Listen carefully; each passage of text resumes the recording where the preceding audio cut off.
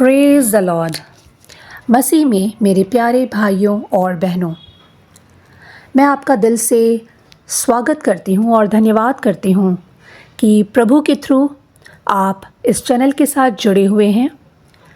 और आपसे रिक्वेस्ट भी करती हूँ कि अगर अभी तक आपने चैनल को सब्सक्राइब नहीं किया है तो प्लीज़ चैनल को सब्सक्राइब कीजिए और साथ ही उसे शेयर भी कीजिए।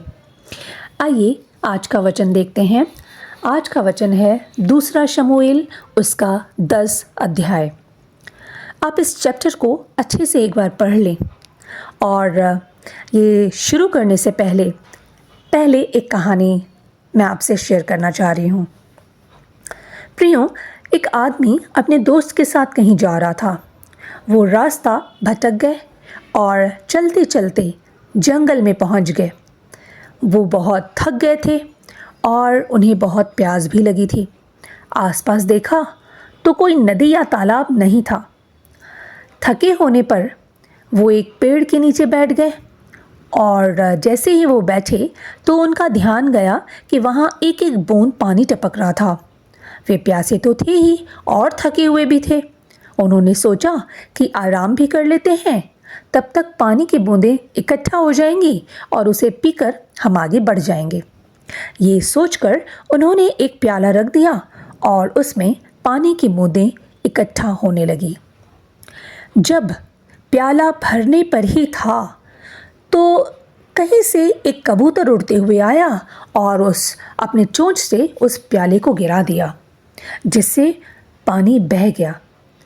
वो आदमी बड़ा धीरजवंत था और फिर से उसने वो प्याला वहाँ पे रखा और जब वो भरने पर था तो फिर से वो कबूतर वहाँ आया और अपनी चोंच से उसे फिर से गिरा दिया।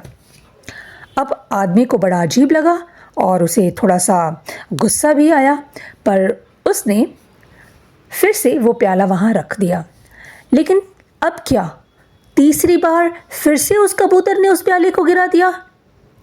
अब वो हैरान भी था और गुस्से में भी था। फिर उसके दोस्त ने कहा कि ये कबूतर बार बार पानी को गिरा देता है। ऐसा लगता है कि ये तुम्हें परेशान करना चाहता है। कहीं ऐसा तो नहीं कि किसी ने उसे भेजा है। इसे ख़त्म कर दो तो ये ऐसा नहीं कर पाएगा। उस आदमी ने बिना कुछ सोचे समझे अपने दोस्त की सलाह के अनुसार उस कबूतर को मार दिया और अब शांति से पेड़ के नीचे आराम करने लगा और प्याला पानी से भरने लगा। अचानक उसकी नज़र पेड़ के उस पोर्शन पर गई जहां एक सांप था और उसी के मुंह से लार टपक रही थी, जो कि पेड़ से बूंद बूंद करके गिर रही थी। प्रियो, ये देखकर वो घबरा गया और ईश्वर का धन्यवाद करने लगा और अपने दोस्त से कहा कि मैंने मेरी जान बचाने वाले कबूतर को मार दिया। वो मुझे बचाना चाहता था पर मैंने उसे मार दिया। अगर तुम मुझे नहीं उकसाते तो मैं ऐसा कभी नहीं करता। और फिर वो पछताने लगा। प्रियो, same as this story, Bible में भी दूसरा शमूएल अध्याय 10 में हानून और उसके सलाहकारों के बारे में बताया गया है एक कहानी के रूप में कि कैसे बिना जाने बिना कुछ सोचे समझे हानून अपने कर्मचारियों के, अपने सलाहकारों के कहने पर दाऊद को गलत समझा और लड़ाई हुई। देखते हैं कि अम्मोनियों के राजा की मृत्यु पर दाऊद उनके पास सांत्वना देने के लिए अपने राजदूत भेजता है। लेकिन अम्मोनियों का नया राजा हानून इस्राएल के राजदूतों के साथ बहुत ही शर्मनाक व्यवहार करता है, उनकी बहुत इंसल्ट करता है। क्योंकि उसके सलाहकारों ने उससे कहा, क्या आपको लगता है कि दाऊद सच में आपके पिता का सम्मान करता है? क्योंकि उसने आपको सांत्वना देने वाले भेजे हैं इसलिए। फिर हानून उनके कहने पर दाऊद के सेवक को पकड़ता है और उनकी आधी दाढ़ी मुंडवा देता है और उनके कपड़े बीच से उसने फाड़ दिए और उन्हें भगा दिया। इस तरह से उनकी भयंकर इंसल्ट की गई। प्रियों, उस समय में लोग अपनी दाढ़ी मुंडवाने की बजाय मरना पसंद करते थे। ऐसा इसलिए था क्योंकि गुलाम दाढ़ी नहीं रखते थे और आज़ाद लोग दाढ़ी रखते थे। और राजदूत का अपमान करना राजा का अपमान करने के समान होता था। यह ऐसा था जैसे कि उन्होंने खुद राजा दाऊद के साथ ऐसा किया हो। आगे हम देखते हैं, अब उन्हें लगा कि राजा दाऊद उन पर हमला करेगा तो पहले ही अपनी सेना तैयार करके उनसे लड़ने के लिए तैयार हो गए। और ये भी सेम राजा हानून ने अपने सलाहकारों के कहने के अकॉर्डिंग किया।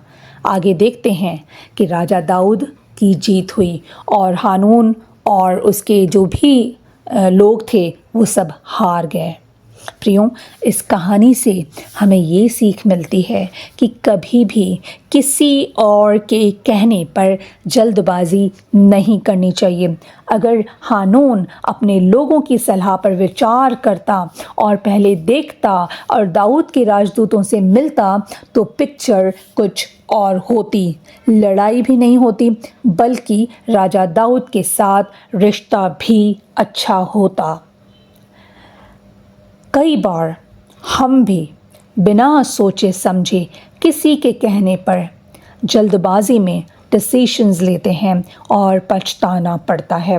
पर कहते हैं ना, अब पछताए क्या होत जब चिड़िया चुग गई खेत। जैसे उस आदमी ने अगर जल्दबाजी में अपने दोस्त की बात पर ध्यान ना दिया होता तो वो कबूतर बच गया होता जिसने उस आदमी की जान बचाई थी। प्रियों, इसलिए बाइबल हमें बताती है कि अपने दोस्तों को सोच समझकर चुनना चाहिए, नहीं तो लाइफ में नुकसान उठाना पड़ सकता है। बाइबल बुरे दोस्तों के खिलाफ हमें वार्न करती है कि वे मुसीबत का कारण बन सकते हैं। वे अच्छे चरित्र को भी बिगाड़ देते हैं, यानी सही इंसान को भी गलत राह पर लेकर जा सकते हैं। इसलिए सोच समझकर दोस्त बनाएं। कहा जाता है कि गलत दोस्तों से अच्छा है कि आप अकेले रहें और सिर्फ प्रभु को अपना दोस्त बनाएं, क्योंकि वही है जो आपको संभालता है और आपको बचाता है। भजन संहिता 62 अध्याय के 8 पद में भी लिखा हुआ है, हर समय उस पर भरोसा रखो।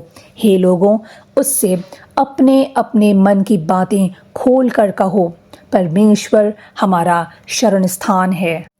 प्रियों, जब हम परमेश्वर से, प्रभु से अपने मन की बात को खोल कर कहते हैं, हर बात उनके साथ शेयर करते हैं, तो यकीन मानिए वो हमारा अच्छा और सच्चा दोस्त है।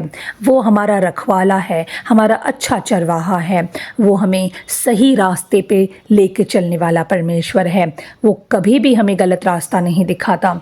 इसलिए ध्यान रखें, कोई भी डिसीजन लेने से पहले, कोई कार्य करने से पहले ऐसा नहीं कि जल्दबाजी में आप कोई डिसीजंस ले लें। नहीं, आप प्रभु से बातों को अपनी बातों को उनके सामने रखें, दिल खोल कर अपनी बातों को उनके सामने रखें और वो डेफिनेटली आपको सही सलाह देगा, सही रास्ता दिखाएगा, ताकि आपको कभी भी पछताना नहीं पड़ेगा। Thank you.